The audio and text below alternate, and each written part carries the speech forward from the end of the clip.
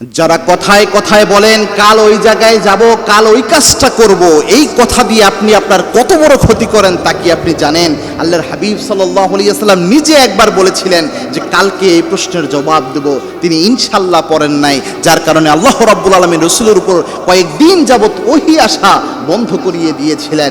এজন্য আপনি যখন বলেন ওই জায়গায় কালকে যাব, ওই কাজটা কালকে করব, তখন যেন আপনি নিজের উপর দায়িত্ব নিয়ে নিলেন, তখন ওই কাজের মধ্যে আপনি কখনো সফল হতে পারবেন না। এজন্য কোনো প্ল্যান করলে, কোনো পরিকল্পনা করলে, যাই কিছু চিন্তা করেন না কেন, সাথে ইনশাল্লাহ বলেন। যদি ইনশাল্লাহ বলতে পারেন, আল্লাহর সাহায্য ওই কাজের সাথে যুক্ত হয়ে যায়। কোথায় যাওয়ার সময় যদি ইনশাল্লাহ বলেন, ওই জায়গায় আল্লাহর সাহায্য আপনার সাথে যুক্ত হয়ে যাবে।